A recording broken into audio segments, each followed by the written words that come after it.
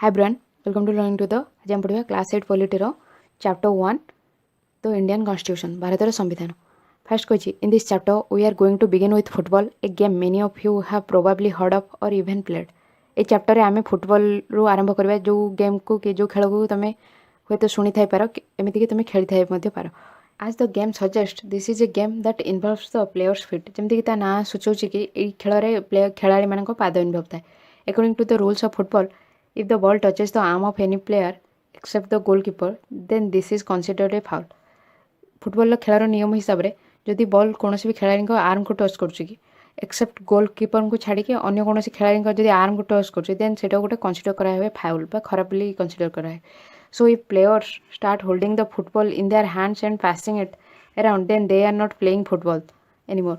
कहे कि जिते खेलाड़ी मैंने फुटबॉल को हैंड्रे धरिके पास करते चारि पाखे ताहले सेतेबेले आमे कहबा कि से फुटबॉल खेलु ना। Okay, similarly other games such as hockey और cricket also have rules according to which they are played. Okay, कहे कि सेमिति हॉकी और क्रिकेट मध्ये सेमिति नियम अच्छी जहाँ हिसाब से कि से खेली था। ओके, नियम हिसाब से खेली था। Each of this rules helps define the game and helps us distinguish one game from another. प्रत्येक नियम खेल हेल्प करता है आमको गेम विषय जानापी। ओके, एवं डिस्टिंग्विश करने डिफरेंशिएट करने गोटे गेम रु आ गोटे गेम भितर डिफरेंशिएट करने गेम नियम ही आमको हेल्प करे। आज this are fundamental to the game we can also call them the constitutive rules of the game. जेहेतु एगुड़ा गेम मूल तो आम यहाँ कहीपर कि एगुड़ा खेलपाई दरकार। Like this games a society also has constitutive rules that make it what it is and differentiate it from other kinds of society. जमी game रे नियम थाए सेमती सोसाइटी समाज रे किसी दरकारी नियम थाए जोटा कि हेल्प करे डिफरेंशिएट करने विभिन्न प्रकार समाज विषय भितर डिफरेंशिएट करने हेल्प करे rules. Okay, in large societies in which different communities of people live together these rules are formulated through consensus and in modern countries this consensus is usually available in written form. बड़ बड़ society जो अलग अलग कम्युनिटीर लोक सांग रही था से सब रूल केमी या रूल या एमती जोटा कि समस्त हेल्पफुल हम समस्ते से रूल को मानि पारे सेमती रूल होता है सेटा को सर्वसम्मति नियम सब होता है। एंड सब आधुनिक देश में रूल जो सब सर्वसम्मति होता है सेटा सब रिटन फॉर्मेट रे थाए लिखाई कि सेगुड़ा को रखा है। A written document in which we find such rules is called constitution. आम कॉन्स्टिट्यूशन क्या कहते गोटे रिटन डॉक्यूमेंट लिखाई डॉक्यूमेंट जो थे कि आम ये सब नियम को पाई था को आम कॉन्स्टिट्यूशन आम संविधान बोली कहते। We have looked at the Indian constitution in class 6 and 7 in our social and political life textbook. आम आम क्लास 6 और 7 सामाजिक और राजनैतिक बही रे राजनैतिक जीवन बुक रे पढ़ी कि भारतर संविधान विषय आम देखी। Have you ever wondered why we need a constitution और been curious about how the constitution got written और हु रोट इट। कुछ कि तुम के भाविच कि आम कॉन्स्टिट्यूशन कौन पाई दरकार कर संविधान आमर कौन दरकार एवं केबे एटा जानिया को इच्छा कर कि कॉन्स्टिट्यूशन केमिति तैयारी होला एवं केमिति लेखा होला कॉन्स्टिट्यूशन एवं ताऊ किए लिखिछन। In this chapter we will discuss both this issues and also look at the key features of the Indian constitution. ये चैप्टर रे ए विषय आम देखा सब इश्यू गुड़ा देखा कि केमिति कौन पाई कॉन्स्टिट्यूशन आमर दरकार एवं एटा केमिति लेखा होला किए लिखिछन से विषय जानिबा एंड देखा कि तार सब मूल फीचर कौन आम भारत संविधान सब मूल कौन सब फीचर रही मूल रूप कौन सब रही से सब विषय पढ़ा। Each of these features is crucial to the working of democracy in India and some of these will be the focus of different chapter in this book। कुछ कि इधर जो सब फीचर रही जोड़ा बहुत दरकारी आमर कौन भारतर जो गणतंत्र पाई से सब दरकार। Okay, and some of this will be focus of different chapter in this book. ये बही रे सब अलग अलग चैप्टर रे सब अलग अलग फोकस रही जो थे कि आम डिस्कस करवा आम इंडियन कॉन्स्टिट्यूशन विषय अलग अलग चैप्टर रे सब अलग अलग फोकस रही। ओके, आज आम यहाँ पढ़ले नेक्स्ट क्लास में देखा why does a country need a constitution. ये आज इंट्रोडक्शन वीडियो पढ़े यदि आपको वीडियोटा हेल्पफुल होती तो वीडियो लाइक करेंगे चैनल को यदि सब्सक्राइब करना तो करेंगे और सब्सक्राइब बटन साइड में ऑल नोटिफिकेशन प्रेस कले जो नुआ वीडियो आसे आपको तार नोटिफिकेशन मिल जाए और आप फ्रेंड मान जहाँ नीड से शेयर करेंगे। Okay, thank you, thanks for listening. Hi everyone, welcome to learning to the आज हम पढ़ा class 8 polity chapter 1 the Indian constitution रे why does a country need a constitution. गोटे देश कौन पाई संविधान दरकार कर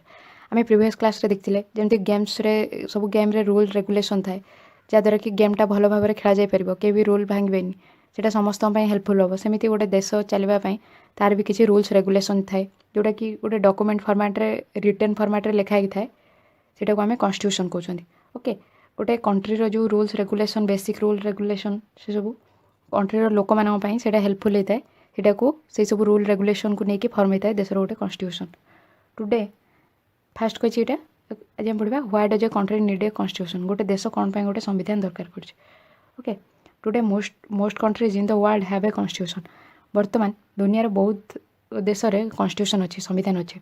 While all democratic countries are likely to have a constitution, it is not necessary that all countries that have a constitution are democratic. बुझी कि जितेबाला कि सब गणतंत्र देश में गोटे कौन कन्स्टिट्यूशन रहा दरकार संविधान रहा दरकार किंतु एटा नेसेसरी नुहे कि सब सब देश मानक कन्स्टिट्यूशन अच्छी से मैंने सब डेमोक्रेटिक बोली जो सब देश में संविधान अच्छी से सब गणतंत्र देश बोली सेटा सियोर नुह ओके सबू गणतंत्र राष्ट्र में संविधान रही था पारे किंतु सबू जो सब देश में संविधान अच्छी ता मान नुहे से गणतंत्र राष्ट्र तो कन्स्टिट्यूशन सर्व सेवराल पर्पजेस कन्स्टिट्यूशन कौन ना बहुत किसी उद्देश्य को सर्व करुचे ओके उद्देश्य पूरण कर first it lays out certain ideals that form the basis of the kind of country that we as citizen aspire to live in प्रथमे एक जो कन्स्टिट्यूशन आमर कौन विभिन्न प्रकार पर्पज को सर्व कर प्रथम कौन कहे कि प्रथम से सब आइडिया को एकत्रित करता जो बेसिस रे कि देशर सब नागरिक मैंने रहा चाहूबे ओके जो प्रकार कंट्री से रहा चाहूबे सेमितिका आइडिया सबको एकत्रित कराई okay or put another way a constitution tells us what the fundamental nature of our societies एवं अन्य उपाय आम कहले कि कन्स्टिट्यूशन आमको कही था कि कौन भी सोसाइटीर फंडामेंटल नेचर कौन तार मूल नेचर सब कौन से कन्स्टिट्यूशन आमको कही था A country is usually made up of different communities of people who share certain beliefs but may not necessarily agree on all issues. गोटे देश विभिन्न कम्युनिटीर लोक नहीं तैयारी होता है जो मानक गोटे साधारण प्रकार विश्वास रही है किंतु एटा नेसेसरी नुहे कि समस्ते कौन ना सब इश्यू पर जहाँ भी इश्यू हम समस्ते सबुत एग्री करेंगे राजी हे a constitution help serve as a set of rules and principles that all persons in a country can agree upon as the basis of the way in which they want the country to be govern constitution रे set of rule और principles थाए जो कि देशर लोक मैंने सब राजी होता जो उपाय से चाहते कि देश शासित हो से बेसिस आम कन्स्टिट्यूशन फॉर्म होता है this includes not only the type of government but also an agreement on certain ideas that they all believe the country should uphold यहाँ इंक्लूड कर केवल कौ प्रकार गवर्नमेंट फॉर्म हम से इंक्लूड करनी कन्स्टिट्यूशन ये एग्रीमेंट अच्छी किसी आइडिया को लेकिन जोटा कि से विश्वास करते कि तो कंट्री हेटा को धरी रखा दरकार कि से बिलीफ से आइडिया को लेकिन तांकर कंट्री गवर्न हवा दरकार शासित हवा दरकार से सब को लेकिन कन्स्टिट्यूशन फॉर्म होती ओके तेनाली let us try and understand what we mean by this through two contrasting situations in the recent history of Nepal a country that borders India on the north बुझी कि यहाँ को आम बुझा चेष्टा करवा कि आम जो कहले कि आइडियाज को लेकिन लोक मान आइडियाज को लेकिन कन्स्टिट्यूशन फॉर्म होची सेटा विषय बुझा कि दुईटा कंट्रास्टिंग सिचुएशन केमी निकट अतीत नेपाल देखाई जो कंट्रीटा कि जो देश कि भारतर उत्तर सीमार रोचे okay until recently Nepal was a monarchy निकट एक किसी दिन पर्यंत नेपाल गोटे कौन राजतंत्र थिला the previous constitution of Nepal which had been adopted in 1990 reflected the fact that the final authority rested with the king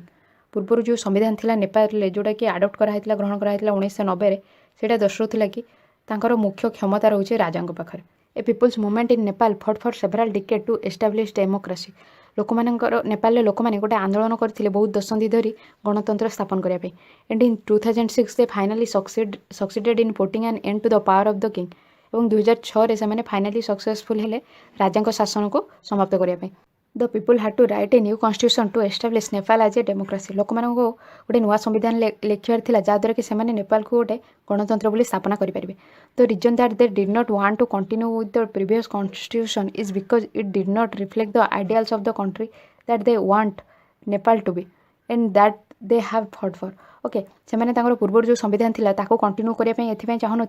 कहीं से जो आइडियाल्स सब थिला से सब से नाला ओके से सब से आइडिया को रिफ्लेक्ट कर नाला दर्शाऊ नाला जो कि से नेपाल लोक मैंने लड़ाई करते ओके से गोटे नुआ कन्स्टिट्यूशन फॉर्म करने चाहते नुआ संविधान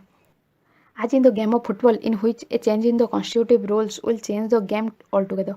जमी फुटबॉल खेल में जदि आम तार किसी मूल नियम आम बदलाऊँ तो सेटा पूरा गेम को ही चेंज कर Nepal by moving from a monarchy to a democratic government needs to change all its constitutive rules in order to usher in a new society Nepal जितेबाला राजतंत्र गणतंत्र सरकार को मुव करुचे से जहाँ भी तार मूल नियम अच्छे बदलवा दरकार जहाँद्वारा कि गोटे नुआ सोसाइटी को मुव करेंगे this is why the people of Nepal adopted a new constitution for the country in 2015 एथिपाई नेपाल लोक मैंने गोटे नुआ संविधान को ग्रहण करते 2015 तो caption alongside elaborates Nepal struggle for democracy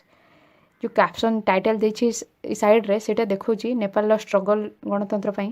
सेटा स्ट्रगल दर्शाऊँ ओके यहाँ गोटे पिक्चर अच्छी से आंदोलन the country of Nepal has witnessed several people's struggle for democracy Nepal देश बहुत लोकंकर गणतंत्र लड़ाई साक्षी रही there was a people's struggle in 1990 that established democracy that lasted for 12 years until 2002 1990 गोटे लोक लड़ाई थिला जोटा कि गणतंत्र को एस्टाब्लिश करथिला स्थापन करथिला 1990 जोटा कि 12 वर्ष रहा 2002 पर्यंत In October 2002, King Gyanendra, citing the Maoist uprising in the countryside as his region, began taking over different aspects of the government with the army's assistance. October 2002 रे राजा ज्ञानेन्द्र थे ग्रामांचल मानकर सब माओवादी मान संख्या बढ़ुवर ताकू कारण भाव में दर्शेकी प्रमाण देकी से कौन ना कंट्री सब मूल मूल आस्पेक्ट सब जो सब मूल कार्य से सब कौन टेक ओवर कले तार कमांड नवाक आरंभ कले देशर जो आर्मी मान हेल्प रे से सब कंट्री गवर्नमेंटर आस्पेक्ट सब सरकार विभिन्न आस्पेक्ट को टेक ओवर कले तो king then finally took over as the head of government in February 2005 राजा तापर फेब्रुआरी 2005 रे सरकार हेड हिसाब से सबकिछि टुक ओवर कले तार कमांड नहीं गले in November 2005 the Maoist joined other political parties to sign a 12 point agreement November 2005 रे माओइस्ट माने गोटे अलग पॉलिटिकल पार्टी जॉइन कले जो कि 12 पॉइंट एग्रीमेंट थिला चुक्ति थिला This agreement signaled to the larger public an imminent return to democracy and peace. ये जो चुक्तिटा यहाँ बहुत संख्यार पब्लिक मान गोटे संकेत थिला जे निकट अतीत से कौन गणतंत्र और शांति फेरी पाइबार इन 2006 this people's movement for democracy began gaining immense force 2006 रे लोक मानकर जो आंदोलन थिला गणतंत्र सेटा बहुत संख्यार कौन फोर्स पाइबा को लगिला ओके शक्ति पाइबा को लगिला it repeatedly refused the small concessions that the king made यहाँ बारंबार राजा जहाँ सब छोट छाड़ देते से सब मना कले and finally in April 2006 the king restored the third parliament and asked the political parties to form a government finally 2006 रे राजा कौन कना एसबू को रिस्टोर कले पुनरुद्धार कले और थर्ड पार्लियामेंट तृतीय संसद फॉर्म करने पॉलिटिकल पार्टी मानक कहते ओके पचार in 2008 Nepal became a democracy after abolishing the monarchy 2008 रे नेपाल गोटे कौन डेमोक्रेसी होता गणतंत्र होता राजतंत्र को शेष करी तो एब photo shows scenes from the people's movement for democracy in 2006 लोक मान 2006 जो गणतंत्र जो आंदोलन तार फोटो ये ऊपर दी ओके यहाँ जो गणतंत्र आंदोलन होता तार फोटो देती ओके नेक्स्ट क्लास आम पढ़ा the second important purpose of constitution कौन आज हम देखिए fast important purpose of constitution जमीन कि देशर रोकवा लोक मानकर आइडियाल्स को लेकिन कॉन्स्टिट्यूशनटा फॉर्म होची नहले जदि न फॉर्म होची तो कॉन्फ्लिक्ट होची कंट्रास्ट आसुची सरकार भितर आ लोक मान भितर से मूवमेंट भी होची देखिए जमी नेपाल केस रही ओके से आइडियाल्स को लेकिन फास्ट पर्पज अच्छी लोक मानकर देशर रोकवा लोक मानकर आइडियाल्स को लेकिन कॉन्स्टिट्यूशन फॉर्म होची ओके नेक्स्ट क्लास रे सेकंड पर्पज कौन अच्छी पढ़ा यदि आपको वीडियो हेल्पफुल होती तो वीडियो लाइक करेंगे चैनल को यदि सब्सक्राइब करना है तो करने और सब्सक्राइब बटन से रेड बटन साइड रे सब्सक्राइब कलापर तार ऑल नोटिफिकेशन प्रेस कले जो नुआ वीडियो आप नोटिफिकेशन मिल जाए आप फ्रेंड मान जहाँ भी न्यूज से शेयर करेंगे और यार प्रीवियस वीडियो आप वीडियो डिस्क्रिप्शन में लिंक चेक करेंगे कि चैनल प्लेलिस्ट चेक करेंगे okay thank you thanks for listening hi brand welcome to learning together आज हम पढ़ा class 8 polity chapter 1 the Indian constitution रे why does a country need a constitution रे आम पढ़े सेकेंड पर्पज कौन कॉन्स्टिट्यूशन फॉर्म होबार ओके फास्ट इंपोर्टाट पर्पज रे देखिए कि कॉन्स्टिट्यूशन एथि फॉर्म होची जोटा कि हेल्प करुच्ची से देशर जो सिटीजन मैंने रोचंती से आइडिया बेसिस रे तांकर कॉन्स्टिट्यूशन फॉर्म होची जोटा कि सेमानकु हेल्पफुल हम ओके सीटा पढ़ी देन आम देखा आज सेकेंड पर्पज कौन रोचे कॉन्स्टिट्यूशन फॉर्म रे तो second important purpose of a constitution is to define the nature of a country's political system द्वितीय मुख्य उद्देश्य कौन रोचे कॉन्स्टिट्यूशन फॉर्म करार संविधान फॉर्म करार कि से देशर पॉलिटिकल सिस्टम रो नेचर केमिति सेटा को डिफाइन करने जानिया कॉन्स्टिट्यूशन फॉर्म रो सेटा सेकेंड पर्पज रोचे okay for example Nepal's earlier constitution stated that the country was to be ruled by the king and his council of minister उदाहरण स्वरूप नेपाल पूर्व जो संविधान थिला सेटा से दर्शाउथिला कि तांको देश राजा एवं तांकर जो परिषद मंत्री माने सेमानक द्वारा शासित होबो in countries that have adopted a democratic form of democratic form of government or polity, the constitution plays a crucial role in laying out certain important guidelines that govern decision making within this society. कुछ कि जो सब देश democratic government को adopt कर democratic गणतंत्र सरकार polity को आडप्ट कर कॉन्स्टिट्यूशन कौन ना बहुत गुरुत्वपूर्ण रोल प्ले करता है केमिति जेमती कि इंपोर्टेंट सब दरकारी जहाँ सब गाइडलाइन दरकार रूल दरकार से सब फॉर्म करने जोटा कि से सोसाइटी जहाँ सब डिसीजन मेकिंग प्रोसेस रे हेल्पफुल हम डिसीजन मेकिंग प्रोसेस को शासन कर ओके से डेमोक्रेटिक सोसाइटी रे कॉन्स्टिट्यूशन बहुत गुरुत्वपूर्ण रोल प्ले करुचे ओके देन कौन कि in a democracy we choose our leaders so that they can exercise power responsibly on our behalf democracy रे गणतंत्र रे आमे आम नेता को चूज करते आम जे कि आम तरफ सब दायित्व को ग्रहण करके कार्यकारी करेंगे ओके डेमोक्रेसी रे आमे आम निज लीडर को आमे चूज करते However, there is always the possibility that these leaders might misuse their authority and the constitution usually provides safeguard against this. एटा मध्य संभव कि से नेता माने तांकर क्षमता को अपव्यवहार करेंगे से संविधान कौन तापाई सुरक्षा देता है okay this misuse of authority can result in gross injustice as demonstrated in the classroom situation below कौन कि ये जो अपव्यवहार क्षमतार अपव्यवहार द्वारा बहुत कौन ना अन्याय होता है जमीती कि गोटे ये तले दिखाई गोटे क्लासरूम सिचुएशन तले देखाई से देखिकी आम बुझीपर केमी से पावर मिसयूज कराऊँ Suresh is the class monitor Suresh class monitor he's a bully से गोटे एमती पिला जी अन्य भयभीत करता है his classmates are not too fond of him तार क्लासमेट मैंने बेस भल पाते Mrs Rao the class teacher has to leave the classroom on some urgent work Mrs Rao श्रेणी शिक्षक किसी गुरुत्वपूर्ण काम क्लास छाड़ी जबार था she ask Suresh to mind the class से सुरेश को कहले क्लास ध्यान रखापी Suresh start picking on Anil से कौन ना अनिल को चूज कला हैरान कला Anil today I am going to report to you to Mrs Rao ये से कौन कि मुझे अनिल को कौन मुझे तो विषय मिसेस राव को रिपोर्ट करी तो अनिल कौन but what have I done से कौन कि मुझे कौन कर when Mrs Rao returns to the class जो मिसेस राव क्लास को आसिले सुरेश कंप्लेन कर मैम को पाखे ma'am while you are away Anil kept talking loudly and disturbing the class कौन मैम जो आप क्लास बाहर थे से अनिल जोरे पार्टी कर कथा कहला क्लास को डिस्टर्ब करता he would not listen to me से मत शुणिलानी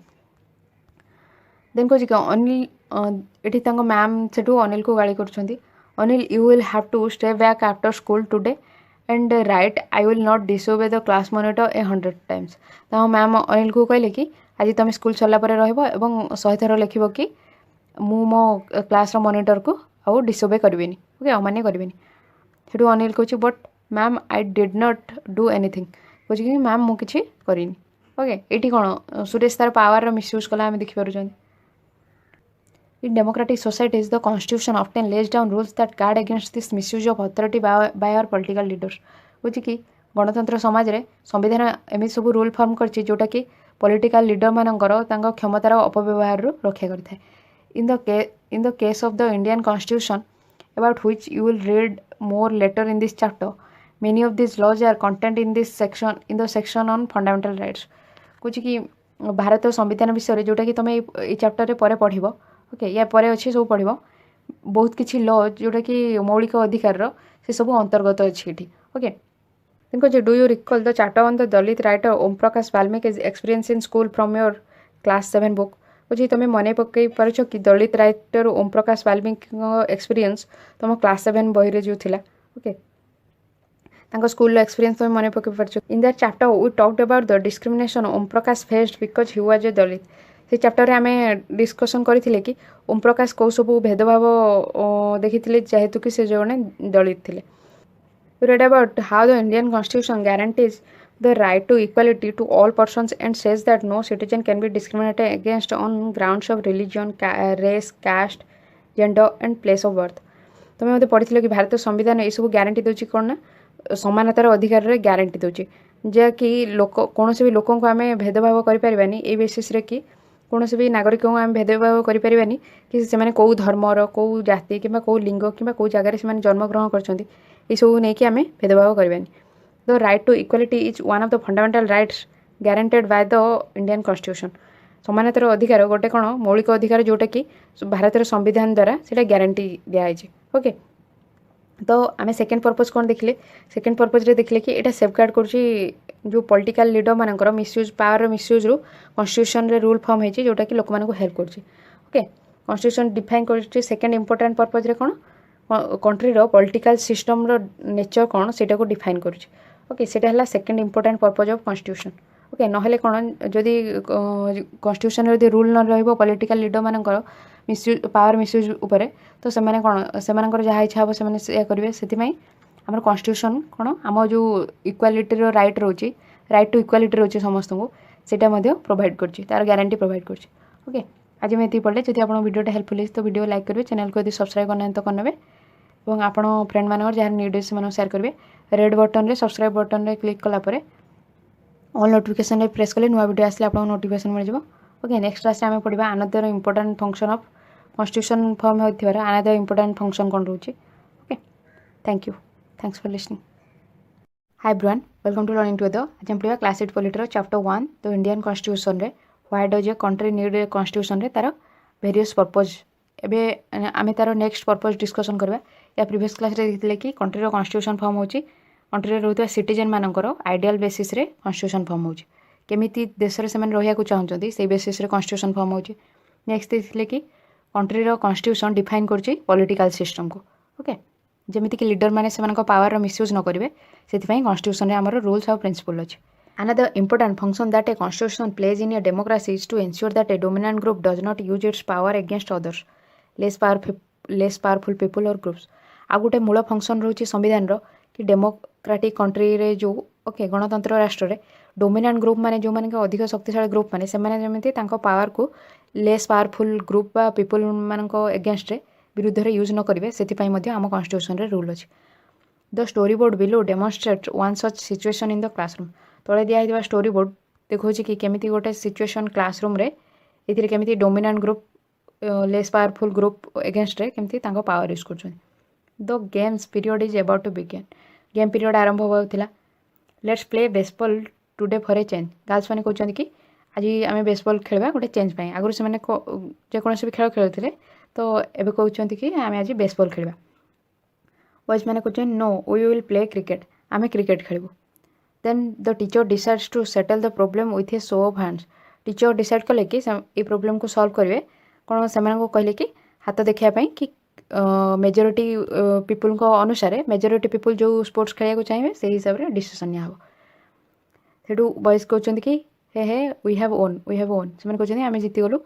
सेठू गर्ल्स मैंने कहते obviously there are more boys in the class कहे ऑब्वियसली कौन पाई अधिक संख्यार बॉयज मैंने थे क्लास से मैम को बेसिस रे डिसीजन नेले कि मेजोरिटी बेसिस रे बॉयज जेहेतु अधिक थे तो मेजोरिटी से डिसीजन से हिसाब से हैंड शो कर डिसीजन नियाला ये दीज डिस्कसन कर we always have to do what the boys want because they are in a majority मैंने कहते कि क्लास आमको सब से करने पड़ता है जहाँ कि बॉयज मैंने चाहिए जेहेतु से मेजोरिटी अच्छा बहुत संख्यार अच्छा आ गोटे सांग कहे ma'am should think of another way to make decision so that our wishes are also heard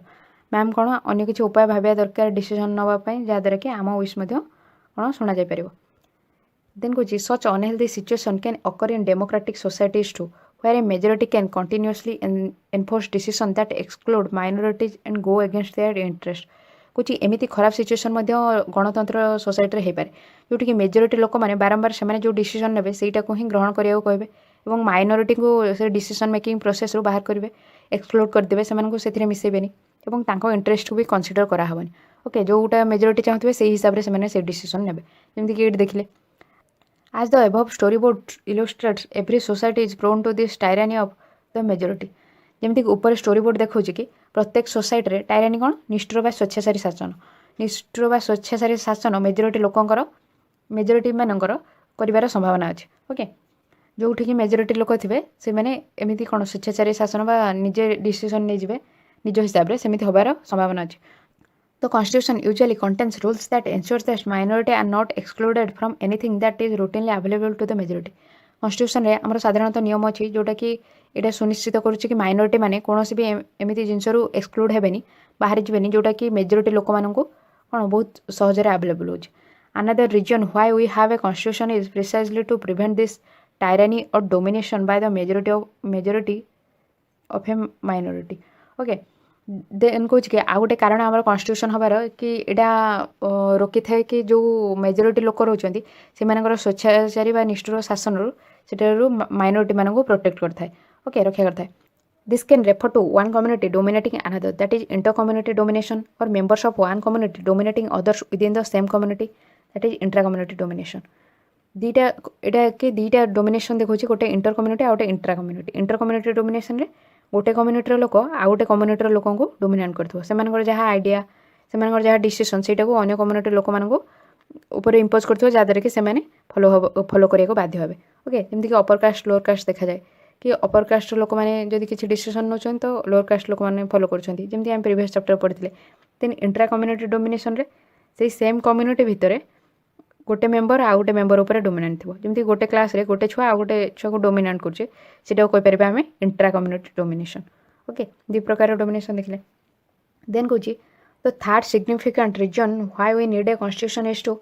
save us from our self आ गोटे मुख्य रीजन जोटा कि आम कन्स्टिट्यूशन फॉर्म होता आमको हेल्प करना आमको आमठू ही हेल्प सेव कर हेल्प कर ओके से आम गोटे कन्स्टिट्यूशन संविधान दरकार कर तो यहाँ केमती कि आम आमको ही आमठू रक्षा कर This may sound strange, but what is meant by this is that we might at times feel strongly about an issue that might go against our larger interest, and the Constitution help us guard against this.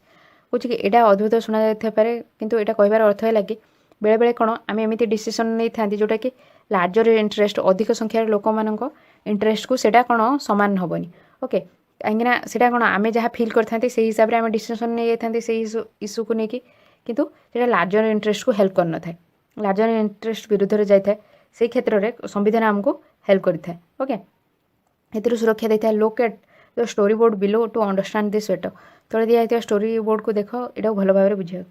स्वप्नम is in a fix स्वप्न गोटे डायलेमार अच्छी कौन कर okay she has a decision to make ताको गोटे decision नबार अच्छी I have 2 chapters left to revise for tomorrow's test मोर 2टा चैप्टर रही जाइए खाली टुमोरो टेस्ट पर रिवाइज करार but it's time for my favourite TV programme किंतु यहाँ मोर टाइम है सब भल टीवी प्रोग्राम आसबार I am dying to watch it मुझे देखापी बहुत चाहूँगी but if I do that I would not have time to finish my revision यदि मुझे करी ताहले मोर टाइम रही रिविजन करने ओके से स्वप्नम भावुचे देन स्वप्नम बस भावुचे जो माँ ताको पचार Swapnam why are you looking so worried तू कौन ये चिंतित देखा देन स्वप्नम कौच ये I want to watch this TV programme but I have a test tomorrow ठीक अच्छे कि मुझे टीवी प्रोग्रामटा देखा चाहूँगी कि मोर काली गोटे टेस्ट अच्छी if you all watch TV I will also want to watch जो तुम समस्ते टीवी देखिए तो मुझे देखा मत इच्छा hey I have an idea कुछ मोर गोटे आइडिया अच्छे what if no one watches TV tonight जदि कौन हम जदि आम कहीं भी आज टीवी न देखा राति then I may not be tempted ताहले मुझे देखापी आग्रह प्रकाश करी देन ये आउ गोटे देती it's a good thing I did not watch TV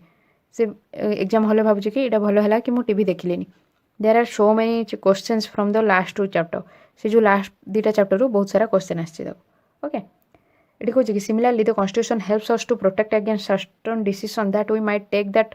could have an adverse effect on the larger principles that the country believes in कहूँ कि सामान भाव में कन्स्टिट्यूशन आमको हेल्प करता है प्रोटेक्ट करूँ एमती सब डिसीजन रू जोटा कि दैट वी माइट टेक जोटा कि आम नहीं था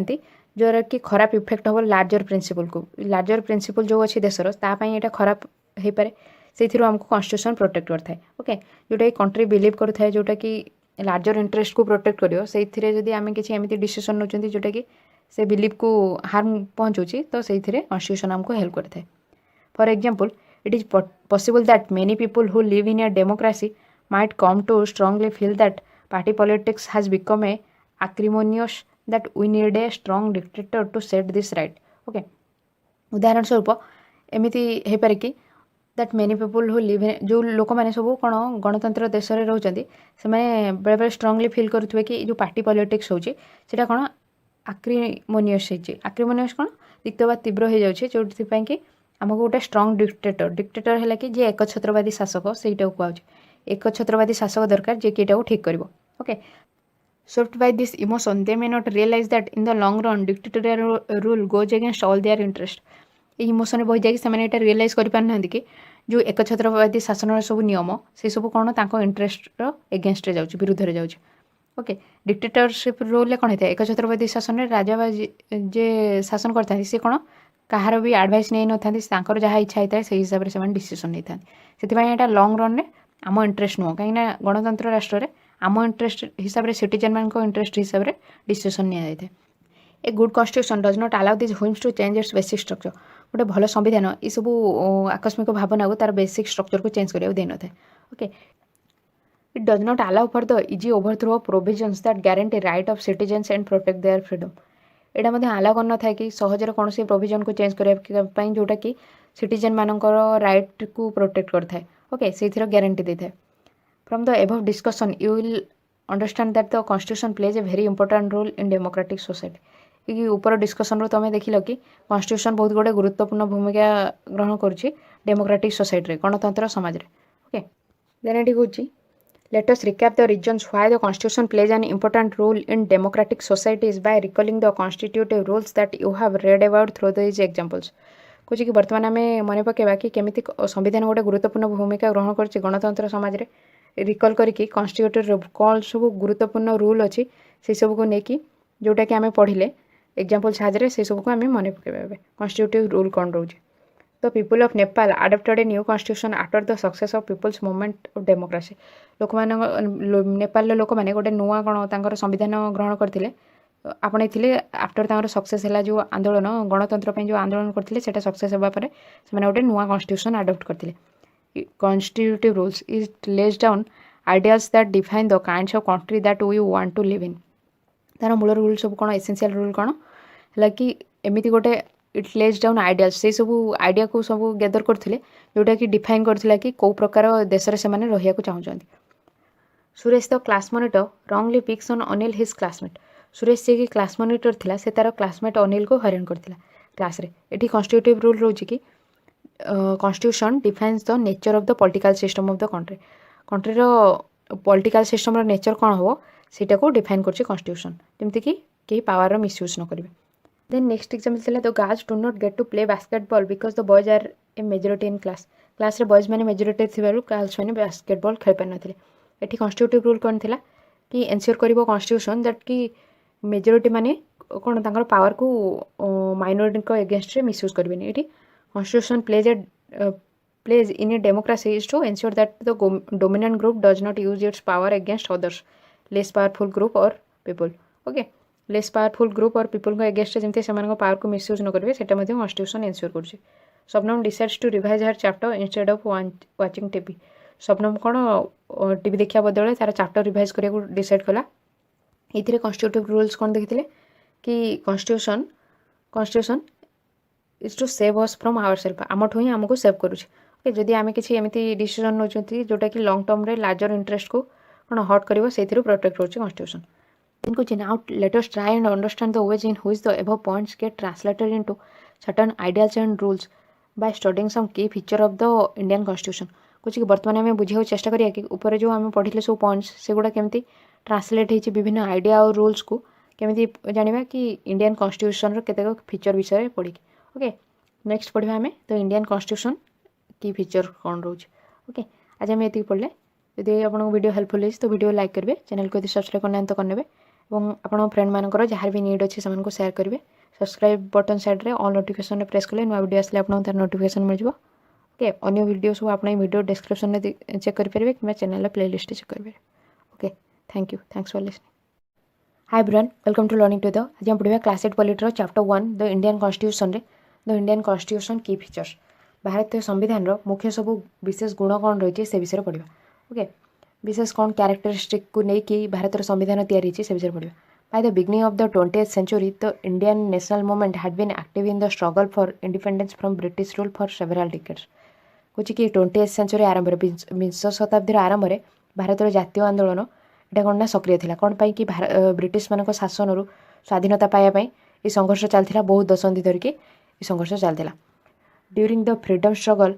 the nationalists had devoted a great deal of time imagining and planning what a free India would be like. स्वाधीनता संग्राम समय राष्ट्रवादी मैंने बहुत समय देते भावियापी एवं योजना करने कि भारतर स्वाधीन भारत केमिति हम। ओके, स्वाधीन भारत जो आम भारत स्वाधीन हम तो से स्ट्रगल समय भावुले कि जो भारत स्वाधीन हम तो से आम केमिति देखा चाहूँ आम देश को। ओके, कौन सब रूल रमती लोक मैंने कौन सोसाइटीर इम्प्रुवमेंट हेल्पफुल हे से सब विषय से प्लानिंग करते under the British they had been force to obey rules that they had very little role in making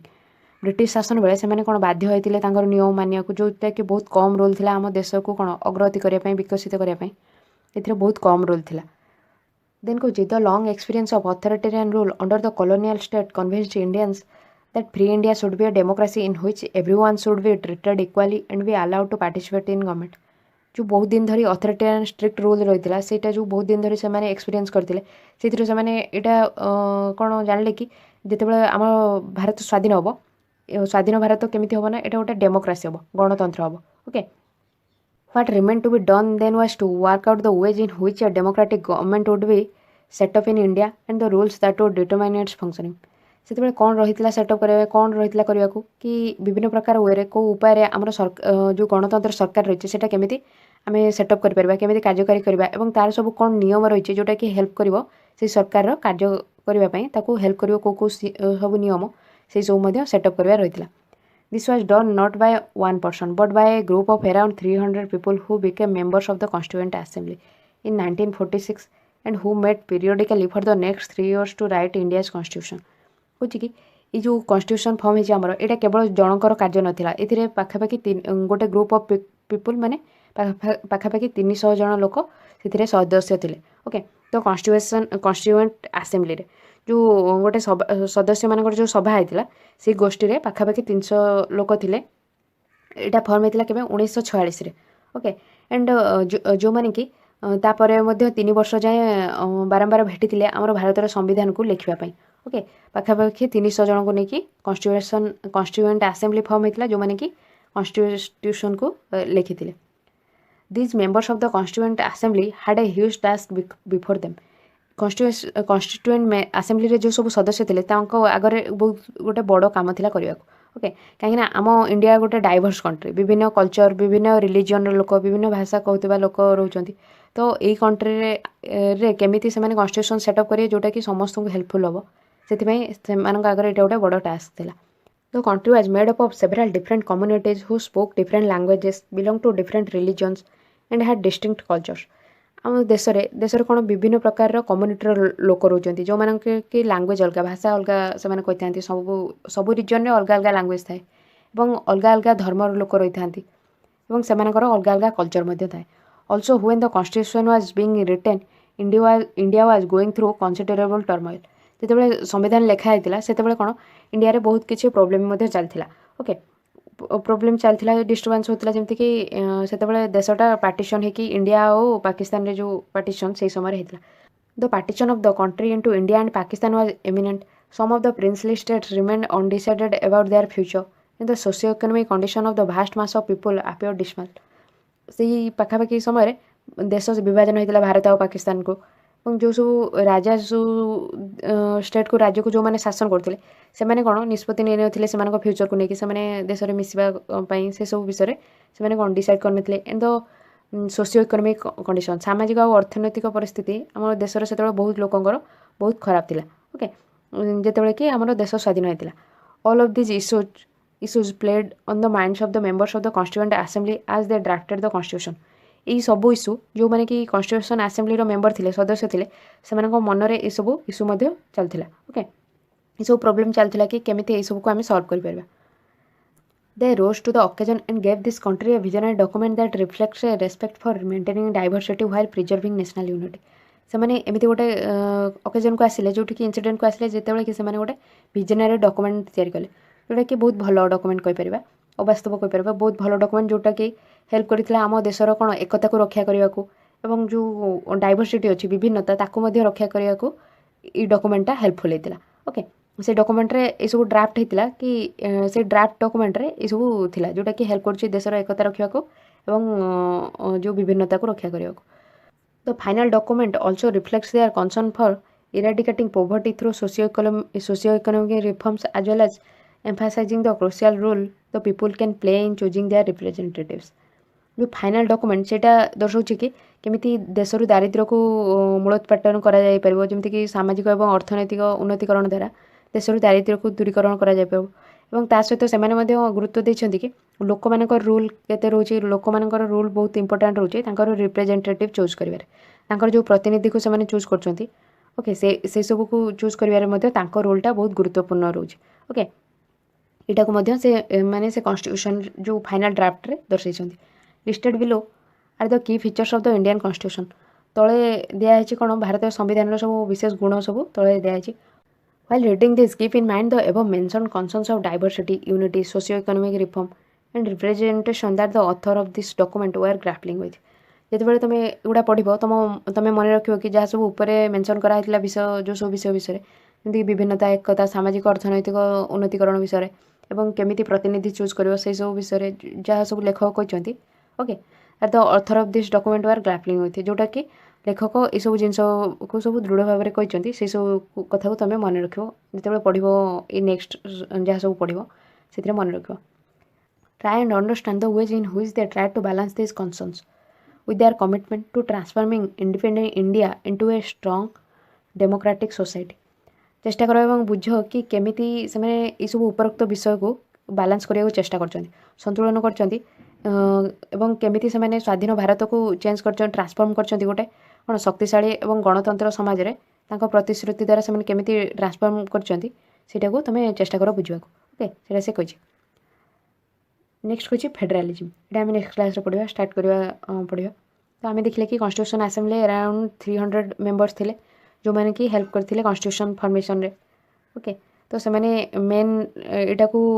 ଲକ୍ଷ୍ୟ ରଖିଥିଲେ କି ପ୍ଲାନିଂ ବେଳେ କନଷ୍ଟିଟ୍ୟୁସନ୍ରେ କି ଲୋକମାନେ ଗୋଟେ ଡେମୋକ୍ରାଟିକ୍ କ'ଣ ସୋସାଇଟି ଫର୍ମ କରିବା କି ଯେଉଁଠିକି ସମସ୍ତଙ୍କର ଇକ୍ୱାଲିଟି ଥିବ, ସବୁଥିରେ ସମସ୍ତଙ୍କୁ ସମାନ ଭାବରେ ଟ୍ରିଟ୍ କରାହେଉଥିବ ଏବଂ ସମସ୍ତେ ସରକାର ଗଠନରେ ପାର୍ଟିସିପେଟ୍ କରିପାରିବେ, ଏଇସବୁକୁ ଲକ୍ଷ୍ୟ କରିକି ସେମାନେ କନଷ୍ଟିଟ୍ୟୁସନ୍ ଫର୍ମ କରିଛନ୍ତି। ଓକେ, ଏବଂ ଲକ୍ଷ୍ୟ ରଖିଛନ୍ତି କି ଏତେ ଆମ ଦେଶରେ ଏତେ বিভিନ୍ନତା ଏବଂ ବିଭିନ୍ନ ଲାଙ୍ଗୁଏଜ୍ର ଲୋକ ରହିଲେ ମଧ୍ୟ କେମିତି ଏକତା ରଖାଯାଇପାରିବ ସେସବୁକୁ ନେଇକି, ଏବଂ ଦାରିଦ୍ର୍ୟ ଦୂରୀକରଣ କେମିତି କରାଯାଇପାରିବ, ଲୋକମାନେ କେମିତି ତାଙ୍କର ରିପ୍ରେଜେଣ୍ଟେଟିଭ୍ ଚୁଜ୍ କରିବେ, ସେସବୁକୁ ନେଇକି ଆମର କ'ଣ ଫାଇନାଲ୍ ଡ୍ରାଫ୍ଟ ଫର୍ମ ହେଇଥିଲା କନଷ୍ଟିଟ୍ୟୁସନ୍। ଆମେ ନେକ୍ସଟ କ୍ଲାସ୍ରୁ ସେସବୁ ବିଷୟରେ ପଢ଼ିବା। ଓକେ, ତ ଆଜି ଆପଣ ଯଦି ଭିଡ଼ିଓଟା ହେଲ୍ପଫୁଲ୍ ହେଇଛି ତ ଭିଡ଼ିଓ ଲାଇକ୍ କରିବେ, ଚ୍ୟାନେଲକୁ ଯଦି ସବସ୍କ୍ରାଇବ୍ କରିନାହାନ୍ତି ତ ସବସ୍କ୍ରାଇବ୍ କରିନେବେ ଏବଂ ଆପଣ ଫ୍ରେଣ୍ଡମାନଙ୍କୁ ଯାହାର ବି ନ୍ୟୁ ଭିଡ଼ିଓ ସେମାନଙ୍କୁ ସେୟାର କରିବେ। ସବସ୍କ୍ରାଇବ୍ ବଟନ୍ ସାଇଡ଼୍ରେ ଅଲ୍ ନୋଟିଫିକେସନ୍ରେ ପ୍ରେସ୍ କଲେ ଯେତେବେଳେ ନୂଆ ଭିଡ଼ିଓ ଆସେ ଆପଣଙ୍କୁ ନୋଟିଫିକେସନ୍ ମିଳିଯିବ। ଏବଂ ୟାର ପ୍ରିଭିୟସ୍ ଭିଡ଼ିଓ ଆପଣ এই ଭିଡ଼ିଓ ଡେସ୍କ୍ରିପ୍ସନ୍ରେ ଚେକ୍ କରିପାରିବେ କିମ୍ବା ଚ୍ୟାନେଲ୍ର ପ୍ଲେଲିଷ୍ଟରେ ଚେକ୍ କରିପାରିବେ। Okay, thanks for listening.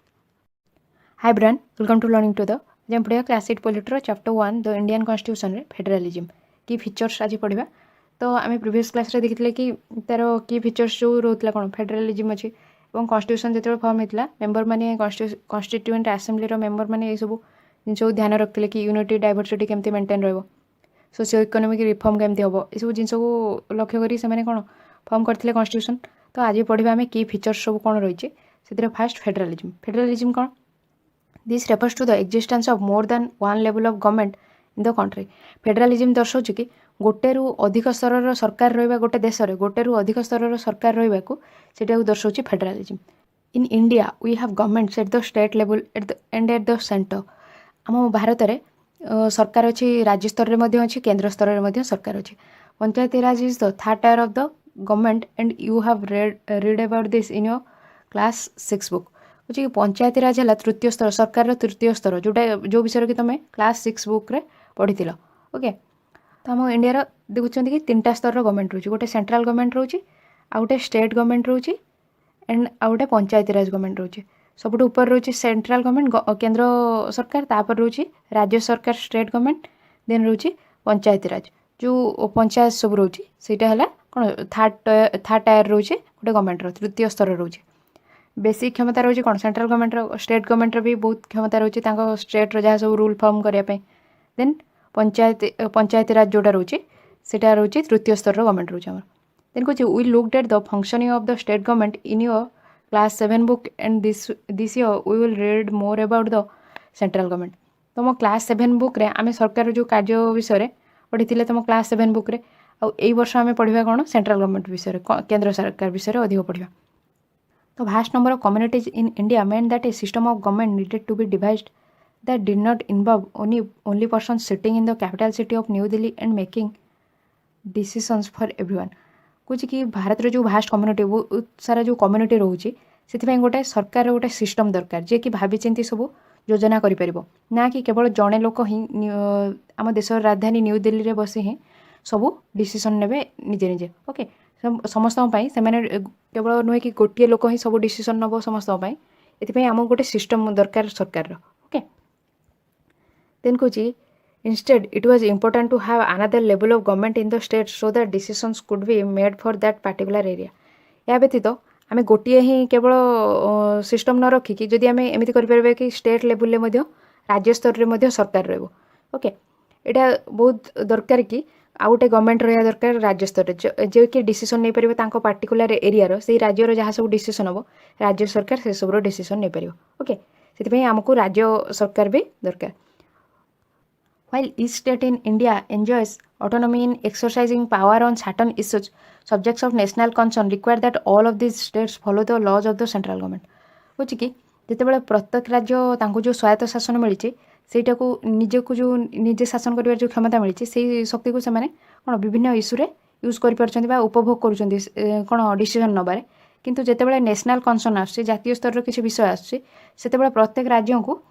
केंद्र सरकार जहाँ सब नियम बनइबे ताकू अनुसरण करिया पड़िबो ओके जितेबाला जातीय स्तर रे किछि गोटे इश्यू होची सेटा कोन तार डिसीजन नेशनल गवर्नमेंट नबा दरकार बा केंद्र सरकार नबा दरकार ओके सेंट्रल गवर्नमेंट नबा दरकार जोटा कि राज्य सरकार माने सेटा को फॉलो करिवे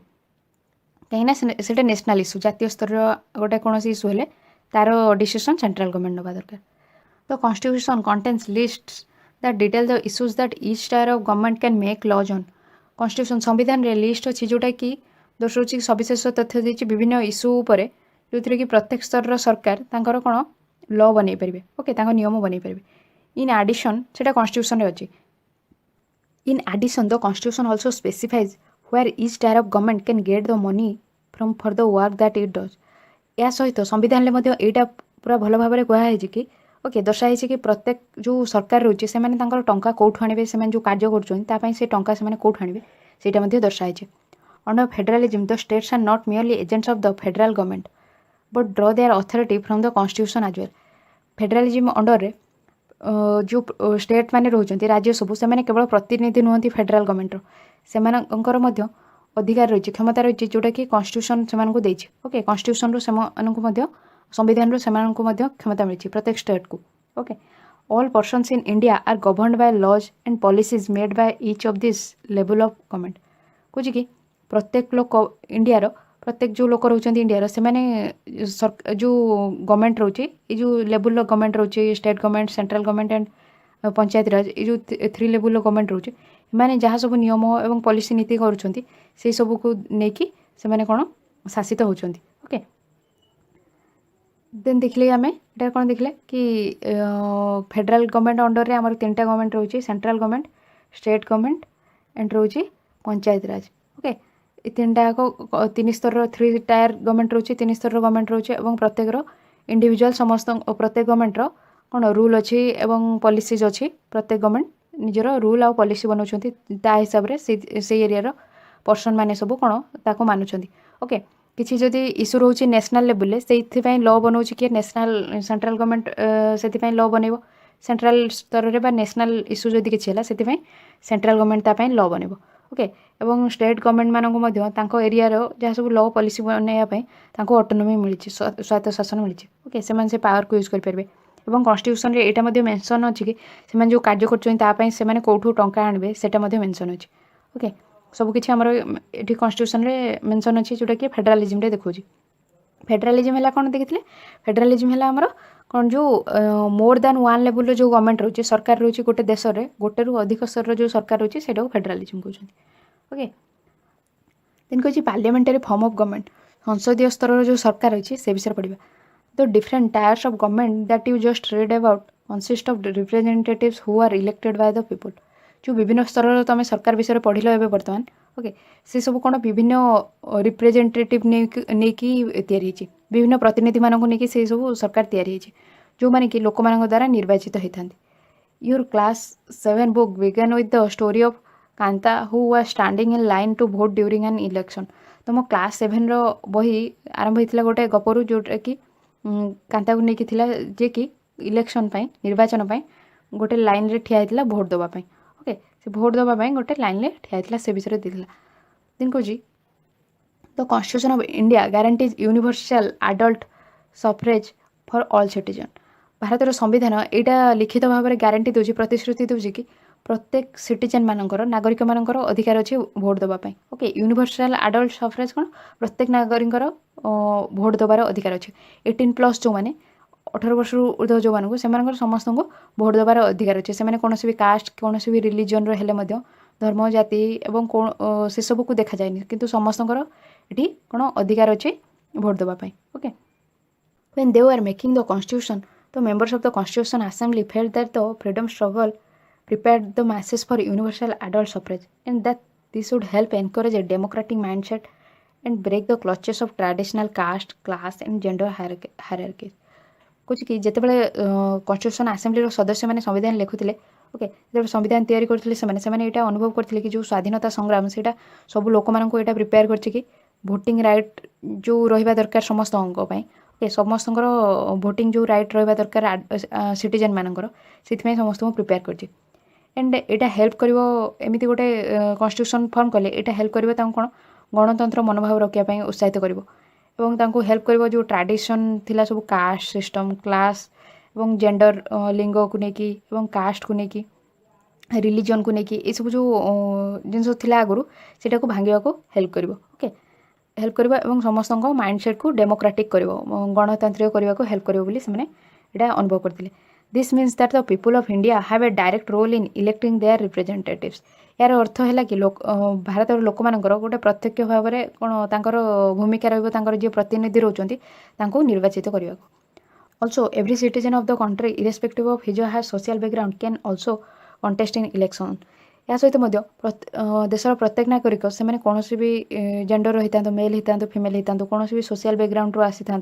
कौन भी रिलीजन होता कौन भी था कि प्रत्येक लोकर अधिकार अच्छे से कौन निर्वाचन में प्रतियोगिता करें लड़ी पारे।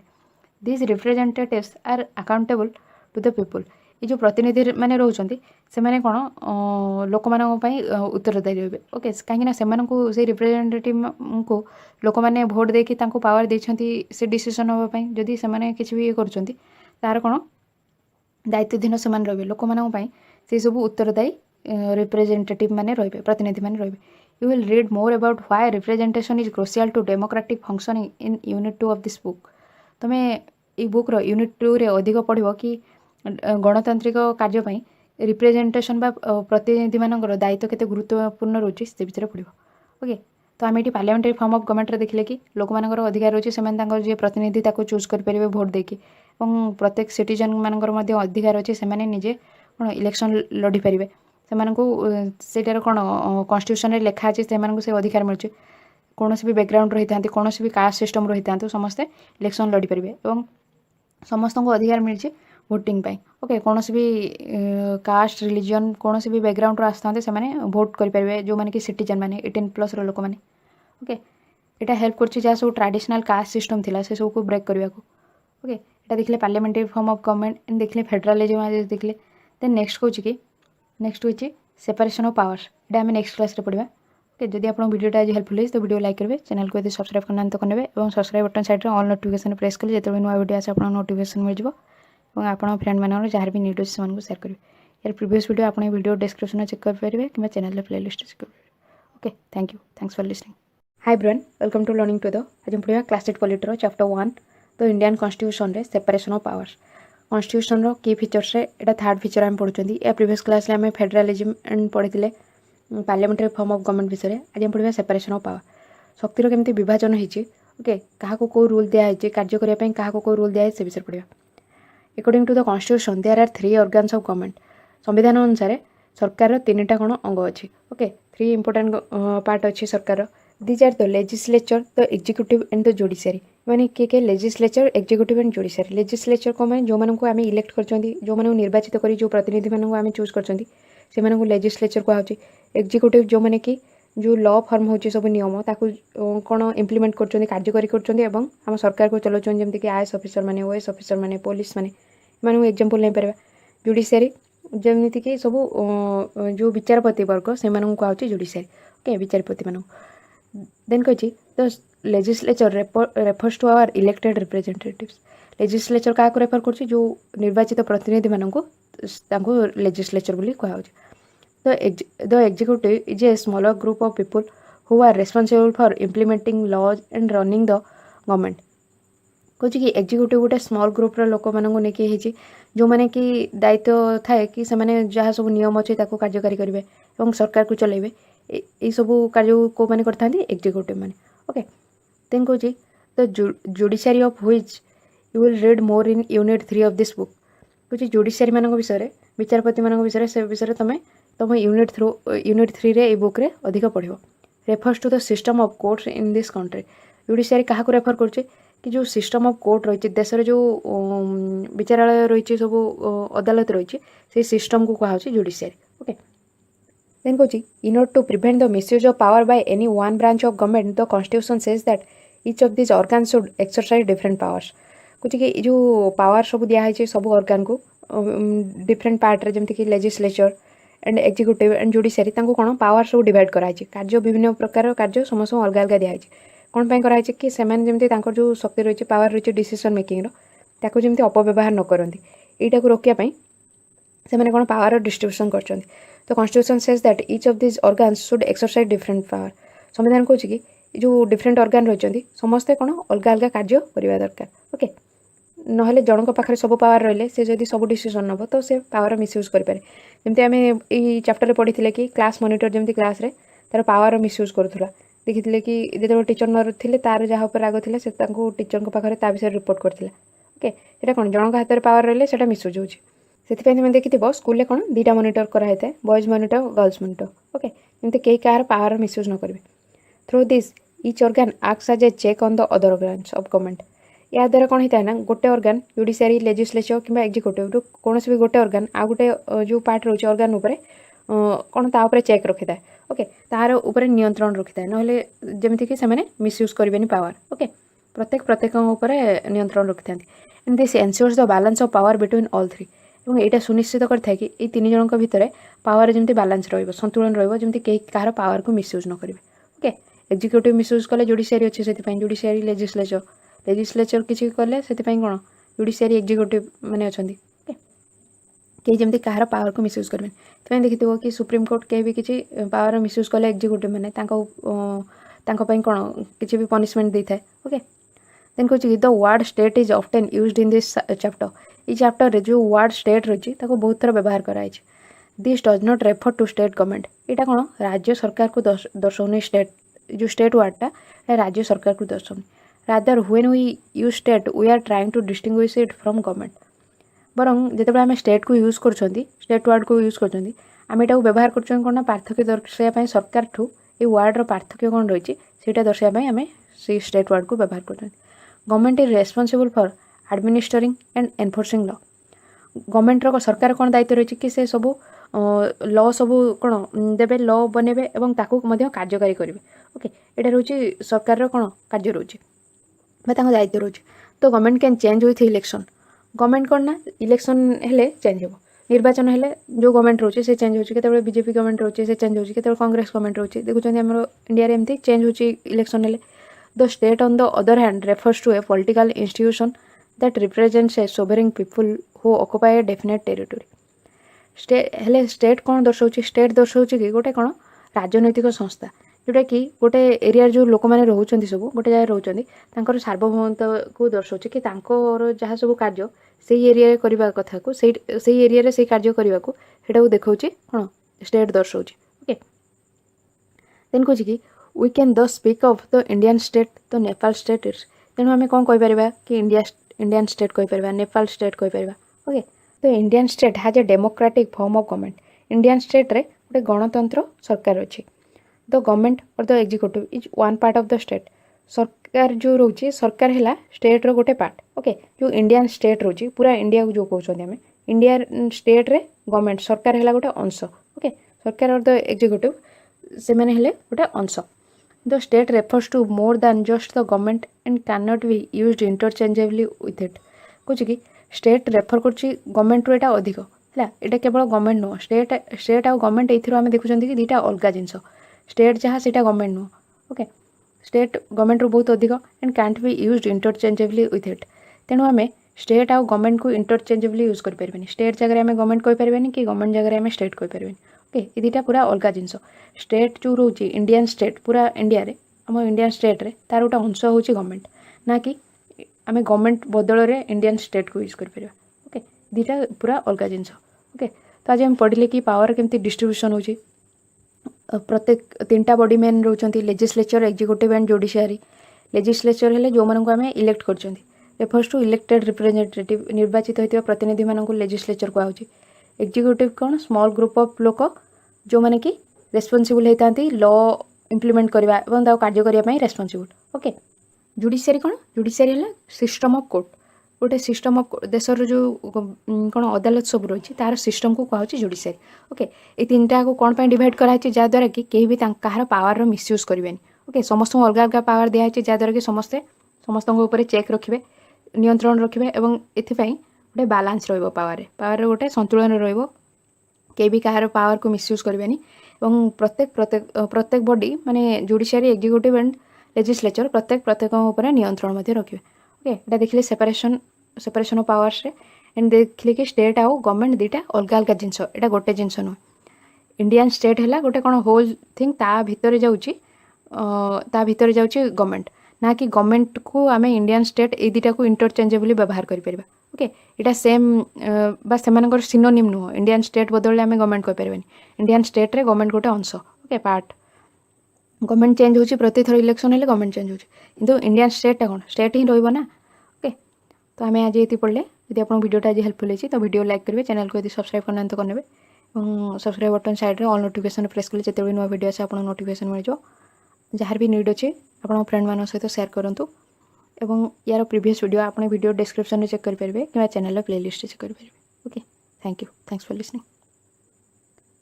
हाय brain welcome to learning to the आज हम पढ़ा class 8 polity chapter 1 the Indian constitution रे यार की फीचर्स रे 4th की फीचर जोटा कि फंडामेंटल राइट्स ओके मौलिक अधिकार कौन कौन सब रही इंडियन कॉन्स्टिट्यूशन रे हमर सेटा पढ़िया फर्स्ट कह कि the section on fundamental rights has often been referred to as the conscience of the Indian constitution कुछ जो सेक्शन अच्छे मौलिक अधिकार जो सेक्शन आम संविधान भारत संविधान रे अच्छी सेटा को आम संविधान कौन कॉन्साइंस बोली कह जाए विवेक बोली कह जाए okay colonial rule had created a certain suspicion of the state in the minds of nationalists and they wanted to ensure that a set of written rights would guard against the misuse of state power in independent India. colonial rule जो जेतेबेले चलथिला British शासन जेतेबेले करथिले से माने कोन monopoly शासन करथिले से माने जहा सब डिसीजन निजे निजे नउथिले जनसाधारण से किसी क्षमता रो नथिला डिसीजन मेकिंग रे से रूल टाइम रे राष्ट्रवादी माने जो माने सब नेशनलिस्ट थिले हमर जो मैंने कि आम कन्स्टिट्यूशन लिखिं से मैंने अविश्वास करते कौन ये कॉलोनियल रूल उपर विश्वास उठी जाता कि से चाहते कि सब जनसाधारण कौन पार्टिसिपेशन हो जहाँ भी डिसीजन मेकिंग हम से समस्ते भाग नियंतु तेणु से कौन यहाँ सुनिश्चित कले कि से रिटर्न राइट्स लिखिले माने लिखित भाव में सब अधिकार जहाँ सब रिटिजेन मानकर नागरिक मान जहाँ सब अधिकार रहा सब से लिखित भाव में रखिले जहाँद्वारा कि यहाँ से हेल्प कर सेव करने जो मिसयूज देश में जहाँ किसी भी पावर यदि से मिसयूज कर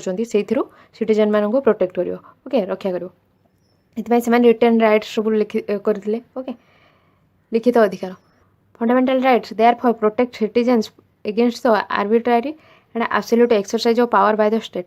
तेणु फंडामेंटल मौलिक अधिकार सब नागरिक मानक सुरक्षा देता है जो मनमुखी शासन जो रही से टोटाल जो मोनोपोली रोचे डिसीजन मेकिंग रे देश रे ओके से प्रोटेक्ट करता है नागरिक मानक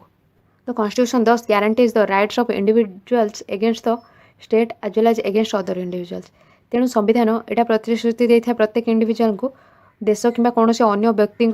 तार अधिकार सुरक्षा से कॉन्स्टिट्यूशन कौन प्रतिश्रुति देता है Moreover, the various minority communities also expressed the need for the constitution to include rights that would protect their groups. या छड़ा मध्य माइनॉरिटी कम्युनिटी लोक मैंने जो थिले जो संख्यालघु गोष्ठीर लोक मैंने से यहाँ मत देते कि कन्स्टिट्यूशन रे ये सब अधिकार रहा दरकार जोटा कि ग्रुप को प्रोटेक्ट कर ओके से ग्रुप को सुरक्षा देव नहले मेजोरिटी माइनॉरिटी भितर मेजोरिटी मैंने सब डिसीजन मेकिंग करते आ माइनॉरिटी को से किसी पार्टिसिपेट करने दौन से चाहते कि जहाँ सब मत अच्छी राइट्स रे कन्स्टिट्यूशन जो राइट्स फॉर्म होची अधिकार से इनक्लूड करा तो constitution therefore also guarantees the rights of minority against the majority तेणु संविधान कौन प्रतिश्रुति देछि कि माइनॉरिटी मानकर अधिकार मेजोरिटी मानक प्रतिपक्ष तांकर जहाँ सब अधिकार अच्छे से सब को सुरक्षा करार प्रतिश्रुति देछि आज doctor Ambedkar has said about this fundamental rights their object is twofold doctor Ambedkar मध्य कहते कि फंडामेंटल राइट्स दुईटा उद्देश्य अच्छे मुख्य उद्देश्य अच्छे मौलिक अधिकार तो first objective is that every citizen must be in a position to claim those rights प्रथम उद्देश्य है कि प्रत्येक नागरिक एमती पोजिशन रहा दरकार जहाँद्वारा कि सेमाने कौन तांको अधिकार जो ताको दाबी करेंगे ओके ताको ग्रहण करेंगे ताको नहीं पारे तांको अधिकार and secondly these rights must be binding upon every authority that has got the power to make laws और द्वितीय ये सब अधिकार जहाँ सब रही है सब अधिकार मध्य सब अथॉरिटी माने जो मैंने पावर पाई लॉ बनवाई से लागू होने जमी कौन भी सिटीजन मानकर तांकर राइट को भायोलेट न करती एगुड़ा सब जो अथॉरिटी मैंने अच्छा बड़ बड़ ऑफिसर मैंने अच्छा लागू होती कहार राइट को अधिकार को भायोलेट न करती Then कुछ in addition to fundamental rights, the Constitution also has a section called Directive Principle of State Policy. Fundamental rights मौलिक अधिकार सहित संविधान में आमर गोटे भाग अच्छी जोटा कहे directive principle of state policy directive principle of state policy क्या कहे जोटा कि हेल्प कर लोक मान कौन सामाजिक अर्थनैतिक परिस्थितिर सुधार आने जहाँ सब रिफॉर्म कराऊँचे ओके जहाँ सब चेंजेस कराऊँचे सेटा जोटा कि हेल्प कर लोक मान आग को बढ़ापी सेटा प्रोटेक्ट करिया काम रोचे देशर ओके सेटा कहे directive principle of state policy जोटा कि प्रोटेक्ट कर सिक्योर कर लोक मानू देन कौच कि this section was designed by the members of the constituent assembly to ensure greater social and economic reforms and to serve as a guide to the independent Indian state to institute laws and policies that help reduce the poverty of the masses ये जो सेक्शन अच्छे directive principle of state policy यही भागटा एमती design कराई क्या द्वारा कराई कॉन्स्टिट्यूशन असेंबली जो सदस्य मैंने द्वारा डिजाइन कराई यहाँ सुनिश्चित कर जो सामाजिक अर्थनैतिक जहाँ सब रिफॉर्म हम ओके जहाँ सब चेंजेस हम बड़ बड़ चेंजेस हम जोटा कि हेल्प कर जो स्वाधीन भारत को हेल्प कर कौन ना लॉ मेकिंग रे लॉ पॉलिसी सब मेकिंग तैयारी करने हेल्प कर जोटा कि देशर आम जो दारिद्र्यता अच्छे से कमेब ओके यहाँ गोटे गाइड हिसाब से कम कर जो सेक्शनटा अच्छे से तैयारी कराई जो कॉन्स्टिट्यूएंट असेंबली सदस्य मान द्वारा जोटा कि हेल्प कर लॉ एवं पॉलिसी बनवाई आम देश कौन दारिद्र्य को जो सेटा को कमेवाई यहाँ हेल्पफुल हम स्वाधीन भारतर दारिद्र्यता को कमेवा को गोटे गाइड हिसाब से कम कर देन कही ये फंडामेंटल राइट्स रे तो fundamental rights in the Indian constitution include भारतीय संविधान रे जो मौलिक अधिकार रही है कौन कौन इनक्लूड होती सब विषय देती फास्ट कौच राइट टू इक्वालिटी कौन समानतार अधिकार जो रही है कहे right to equality all persons are equal before the law नियम सामने सबू लोक मैंने कौन सामान irrespective of religion gender caste यही सब को न देखा जाए कि सबू लोक मैंने कौन सामान okay this means that all person shall be equally protected by the laws of the country यार अर्थ है कि देशर नियम द्वारा सबू लोक मानू कौन सामान द्वारा सामान भाव में सुरक्षा प्रदान करा दरकार it also states that no citizen can be discriminated against on the basis of their religion caste और सेक्स यहाँ दर्शाऊँ कि कौन भी नागरिक देश में धर्म कौन जाति कौन लिंग से बेसीस सहित भेदभाव ना okay every person has access to all public places including playgrounds hotel shop sets कुछ प्रत्येक लोकंर जितक सब जनसाधारण जगह अच्छी से सबूर एक्सेस अच्छी से सब जगह को व्यवहार करेंगे जमीक प्ले ग्राउंड खेल पड़ा होटेल शॉप ये सबको पब्लिक प्लेसेस समस्त सामान भाव में अधिकार अच्छे ओके देन कौच कि तो state can not discriminate against anyone in matters of employment राज्य क्या सहित भी कौन भेदभाव करें एम्प्लॉयमेंट क्षेत्र में ओके निजुक्ति क्षेत्र में कौन भी पर्सन माइनॉरिटी कम्युनिटी हूँ कि माइनॉरिटी हूँ कि मेजोरिटी हूँ एम सहित कौन डिस्क्रिमिनेशन करें भेदभाव करें but there are exceptions to this that you will read about later in this book किंतु एथिरे किसी एक्सेप्शन अच्छी जहाँ विषय कि तुम्हें ये बही रे पढ़ो ओके व्यतिक्रम अच्छी से विषय तुम पढ़ो the practice of untouchability has also been abolished जो अनटचेबिलिटी छुआ छुआ जो भेदभाव रही है पूरा लोप कराई देखिए राइट टू फ्रीडम स्वाधीनतार अधिकार this includes the right to freedom of speech and expression the right to form associations the right to move freely and reside in any part of the country and the right to practise any profession occupation और business स्वाधीनतार अधिकार यहाँ देती कि इथे कौ अधिकार रही है फ्रीडम ऑफ स्पीच तुम जहाँ कहवाक चाहो कहीपर एक्सप्रेशन तुम मत जहाँ अच्छी तुम एक्सप्रेस कर तुम भ्यू जहाँ कौन टॉपिक रोचे से कहीपर और कौन भी ग्रुप तुम चाहिए फॉर्म कर तुम जो ग्रुप चाहूँ फर्म कर कौन भी देशर कौन भी जगह को तुम फ्रीली मुव कर गोटे जगह आउटे जगह जापर कौन भी देशर कौन जगह रही भी पार एवं कौन भी वृत्ति तुम जब चाहूँ से सब नहीं पार एवं व्यवसाय जहाँ करने चाहूँ से सब कर right to freedom. Then right against exploitation. Exploitation विरुद्ध में कौन अधिकार रही है? एक्सप्लोटेशन कौन जो कौन भी जिनस गोटे बाध्य करने को कि भल व्यवहार न देखा यहाँ एक्सप्लोटेशन कह। तो constitution prohibits human trafficking, forced labour and employment of children under 14 years of age. Constitution संविधान कौन कौन सब प्रोहिबिट करछि निषेध करछि कि ह्यूमन ट्रैफिकिंग जो मनुष्य मानक किणा बिका कराई था सेटा को कौन प्रोहिबिट करछि निषेध करछि। फोर्स्ड लेबर बाध्यतामूलक भाव में कौन श्रम करवा बाध्यतामूलक भाव में क्या काम करवा सेटा को मध्य निषेध करछि। 14 वर्ष कम वर्षर पिला मानक जो नियुक्ति दे थांती सेटा को मध्य कौन बंद करछि निषेध करछि। ओके 14 वर्ष कम पिला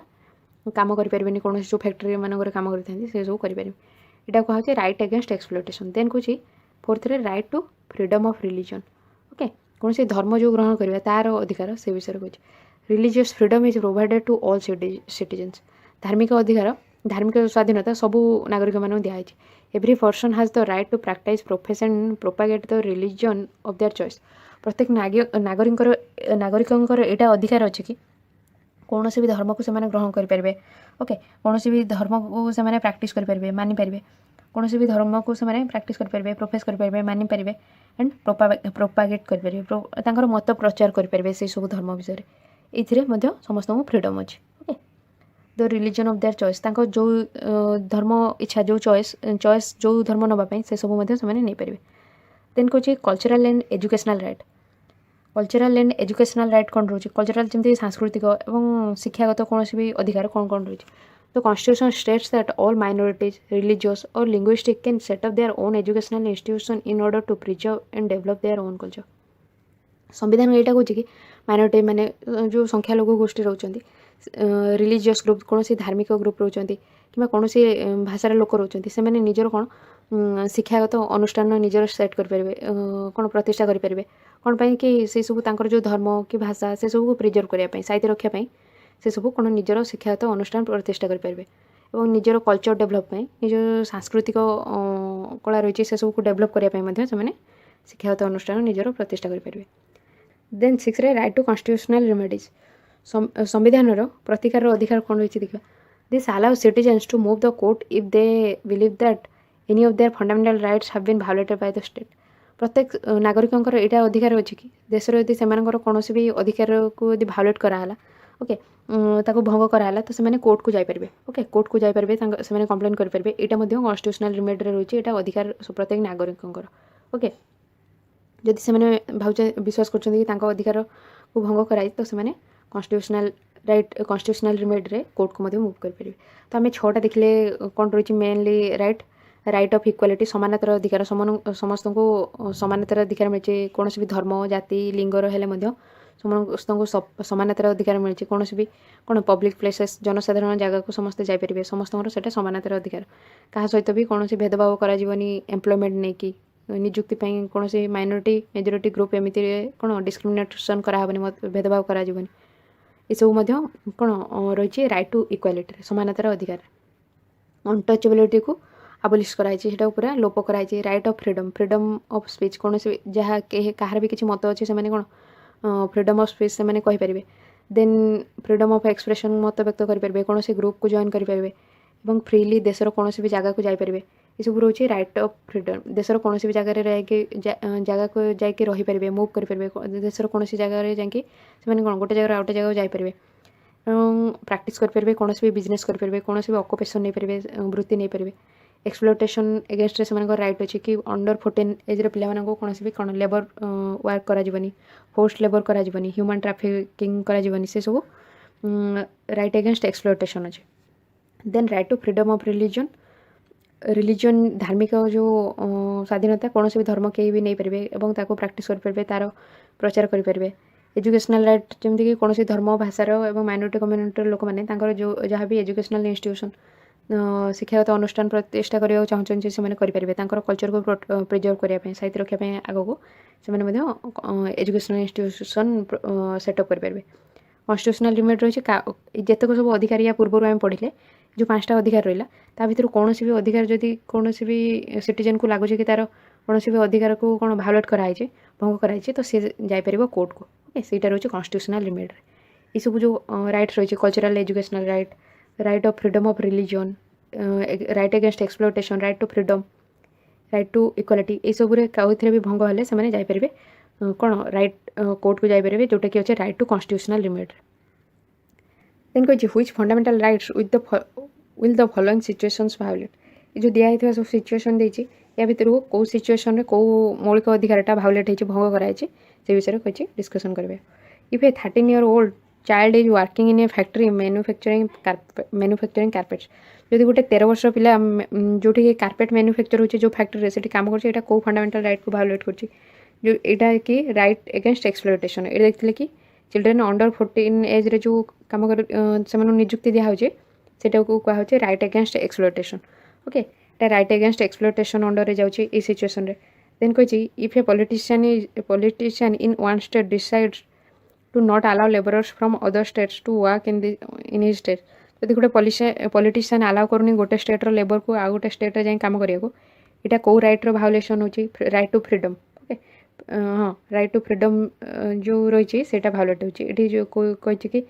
कहीं भी कौन मुव करेंगे गोटे जगह आ गोटे जगह को देशर कौन भी जगह से रहीपर राइट टू फ्रीडम अंडर रे जाऊे जोटा कि भायोलेट होची a situation second situation right to freedom यहाँ कौन right against exploitation okay right against exploitation then if a group of people are not giving permission to open a Telugu medium school in Kerala यदि गोटे group लोक मैंने Telugu medium school Kerala रे open करने को दौना तो यहाँ कौ राइट्र उल्लंघन होटा हूँ कल्चरल एंड एजुकेशनल राइट जो थी कही कौन भी लैंग्वेज कौन भी माइनोरिटी कौन भी धर्म लोक मैंने निजर कौन शिक्षागत अनुष्ठान स्थापन करेंगे ओके जोटा कि ये educational right cultural and educational राइट्र भायोलेसन है देन कौच if the government decides not to promote an officer of the armed forces for being a women यदि गवर्नमेंट डिसाइड कर गोटे आर्म फोर्स रे थिबा जने वुमेन को प्रमोट करबनी ऑफिसर हिसाब रे तो यहाँ कौ राइट्र उल्लंघन होती कौन लिंग हिसाब से कौन राइट्र उल्लंघन होती जोटा कि राइट टू इक्वालिटीर उल्लंघन होती जो थी कि कहुए कि कौन भी रिलीजन कास्ट और सेक्स बेसिस रे क्या सहित भी भेदभाव कराला राइट टू इक्वालिटीर भायोलेसन है भायोलेट कराई right to equality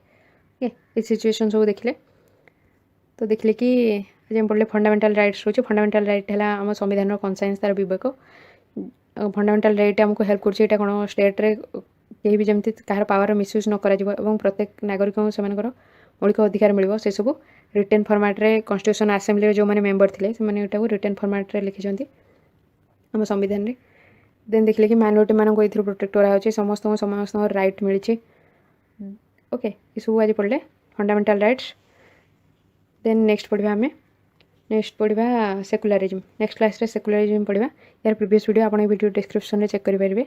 channel playlist check करेंगे class 6 polity okay NCERT class 6 polity playlist check करेंगे यदि आपको वीडियोटा हेल्पफुल हो तो वीडियो लाइक करेंगे चैनल को यदि सब्सक्राइब करना तो करने और subscribe button side all notification press कले जिते भी नुआ वीडियो आस आप नोटिफिकेशन मिल और आप फ्रेंड मान जहाँ भी नीड अच्छे से सेयार करेंगे okay thank you thanks for listening hi brain welcome to learning together आज हम पढ़ा class 8 polity chapter 1 the Indian constitution रे की फीचर्स रे सेक्युलरिज्म कौन जोड़ा कि कहुचे धर्मनिरपेक्षता गोटे कौन से धर्म को अधिक गुरुत्व देखी से गोटे धर्म को ही प्रचार न करवा से सेक्युलरिज्म कहुचे a secular state is one in which the state does not officially promote any one religion as the state religion secular state बा धर्मनिरपेक्ष राष्ट्र आम क्या कहते जो देश कि कौन से गोटे धर्म को ही से देशर धर्म हिसाब से प्रचार न करें आम सेक्युलर स्टेट बोली कहते ओके धर्मनिरपेक्ष राष्ट्र will read more about this in the following chapter या पर चैप्टर रे या विषय आम पूरा भल भाव में पढ़ा ये सेक्युलरिज्म धर्मनिरपेक्षता विषय या पर चैप्टर रे पढ़ा देन कहूँ you now understand the ways in which A countries history often determines the kind of constitution that a country adopts for itself कुछ कि बर्तमान तुम बुझीथिबो कि देशर हिस्ट्री ही देशर इतिहास ही देशर केमिति संविधान हवा दरकार सेटा को डिटरमाइन कराई थाए ओके सेटा को कौन निर्धारण कराई कि देशर इतिहास को देखिकी से हिसाब से कौ भाव से कौन शासित होगा चाहते से हिसाब से कन्स्टिट्यूशन तैयारी होता है, संविधान तैयारी होता है। The constitution plays a crucial role in laying out the ideals that we would like all citizens of the country to adhere to, including the representatives that we elect to rule us. Okay, constitution गोटे गुरुत्वपूर्ण भूमिका रही जहाँ सब आदर्श आम देश रोकवा नागरिक मानकर जो सब आदर्श को लेकिन से रहा चाहते शासित होगा चाहते देश में से सब को लेकिन फर्म होमर कन्स्टिट्यूशन संविधान। एवं कन्स्टिट्यूशन आम गुरुत्वपूर्ण भूमिका ये भी रोचे कि तार जो रिप्रेजेंटेटिव आम रोच प्रतिनिधि मैंने से जो आम निर्वाचित कर जो मैंने कि आमको शासित करेंगे। ओके, ये कन्स्टिट्यूशन भूमिका गुरुत्वपूर्ण रोचे। देन कौच just like the game of football a change of constitutive rules will affect the game. जमीक कि फुटबॉल खेल में जदि कौन गोटे गुरुत्वपूर्ण नियम से परिवर्तन होचे तो सेटा गेम को अफेक्ट कर प्रभाव पकेब। Indian constitution has been amended over the years to reflect new concerns of the polity. भारत संविधान बहुत वर्ष धरी संशोधन ओके अमेंडेड होती संशोधन होती कौन पाई ना आम भारत राजनीतिर जो विभिन्न विषय को सेटा प्रतिफलित करने भारत संविधान को संशोधन कराई। Often a major change in the constitution means a change in the fundamental nature of the country. कुछ बहुत समय जिते किसी बड़ चेंज कराई था आम संविधान में तार अर्थ है कि आम जो फंडामेंटल नेचर रही आम देशर ताकू चेंज करवा। We saw in the case of Nepal how it needed to adopt a new constitution after it became a democracy. आम देखी कि नेपाल केस रे देखिले जिते से स्वाधीन हेले से कौन गोटे नुआ कन्स्टिट्यूशन फॉर्म करते ओके नुआ संविधान फॉर्म करते जो थी कि शासित होगा चाहते से हिसाब से संविधान से फॉर्म करते आफ्टर बिकेम ए डेमोक्रेसी जिते से गणतंत्र परिणत हेले तो से गोटे न्यू कन्स्टिट्यूशन अडॉप्ट कले ओके जमी से दरकार करते। The different features of the Indian constitution outlined above विभिन्न फीचर जो रही विशेष गुण भारत संविधान से गुड़ा सब उपर आम देखिले federalism secularism separation of power सब डिफरेंट फीचर रही involve complicated ideas that are often not easy to grasp कुछ जो थी कि बहुत डिफिकल्ट आइडिया सब अच्छे कठिन आइडिया अच्छे जोटा कि आम इजिली से धरी रखी पारना ओके विभिन्न प्रकार आइडिया अच्छे। देन कौच don't worry too much about this for the moment ए मुहूर्त में बेसी व्यस्त होनी सब जो विभिन्न प्रकार आइडिया अच्छे से सब बुझा बेसी व्यस्त होनी कौच। In the rest of the book as well as in your higher classes you will read more about these different features of the Indian constitution and understand more substantively what they mean। कुछ कि ये बही जो अन्य chapter सब अच्छी से तुम या विषय अधिक पढ़ और जो हायर क्लास रे ऊपर क्लास को जीव 7-8 रे से बहुत डिटेल दिखाई ओके से तुम से विषय पढ़ तार विभिन्न फीचर जो रही भारत संविधान से विषय पढ़ बुझ और तार अर्थ कौन सब रोचे से सब भल भाव बुझ ओके बुझिकी बेस व्यस्त हेनी नेक्स्ट तुम जो चैप्टर अच्छे से सब डिटेल दिखाई तुम सब बुझ ओके। देन कौच the constitution also mentions fundamental duty संविधान में मेंशन अच्छे कि फंडामेंटल जो मौलिक दायित्व सब से विषय में उल्लेख अच्छे। Find out with the help of your teacher what this include and why it is important for the citizens in a democracy to observe this कौच कि ये सब खोज तुम शिक्षकों साहाଯ୍य सब खोज एवं व्हाट दिस इंक्लूड ये कौन सब रही फंडामेंटल ड्यूटी रे से सब देख व्हाई इट यहाँ कौन दरकार आम देश रुआ सब नागरिक मानी आम गणतंत्र में यहाँ कौन दरकार से सब ऑब्जर्व कर। देन कौच illustrate each of the 11 fundamental duties with drawings pictures poems or songs and discuss them in the classroom कौच कि चित्र साहाଯ୍य दर्शाओ कि 11टा जो फंडामेंटल ड्यूटी रही मौलिक दायित्व ड्रॉइंग साहाଯ୍य पिक्चर पोएम कविता गीत साहाଯ୍य से गुड़ा डिस्क्राइब कर और डिस्कस कर तुम क्लासरूम रे ये सब डिस्कस कर ओके। तो ये पढ़ले सेक्युलरिज्म धर्मनिरपेक्षता जोटा कि कहुच्छे कौन से गोटे धर्म को प्रचार न करिबा सब धर्म को कौन सब धर्मर समान गुरुत्व रही सब धर्म को समान भाव में देखा से कहुच्छे सेक्युलरिज्म बा कौन से गोटे धर्म उपर अधिक गुरुत्व न देवा सेटा सेक्युलरिज्म ओके। तो आज आम सेक्युलरिज्म विषय पढ़ले देखले कि कौन से गोटे रूल रे चेंज हेले आम कन्स्टिट्यूशन रे सेटा कौन पूरा आम देश उपर इफेक्ट पकाउछि। विभिन्न फीचर रे सेक्युलरिज्म आम 5th पॉइंट देखले विभिन्न फीचर देखले फंडामेंटल राइट्स देखले ए पूर्व देखले फेडरालिज्म देखले ओके एगुड़ा सब की फीचर्स थिला। तो आमर ये चैप्टरटा सरीगला ए यार अदर वीडियो सब आपने वीडियो डिस्क्रिप्शन चेक करेंगे कि चैनल प्लेलिस्ट चेक करेंगे ओके। आपन जब वीडियो हेल्पफुल है तो वीडियो लाइक करेंगे चैनल को यदि सब्सक्राइब करना तो करेंगे और आप फ्रेंड मान जहाँ भी नीड अच्छे सेयार करूँ। Thank you thanks for listening.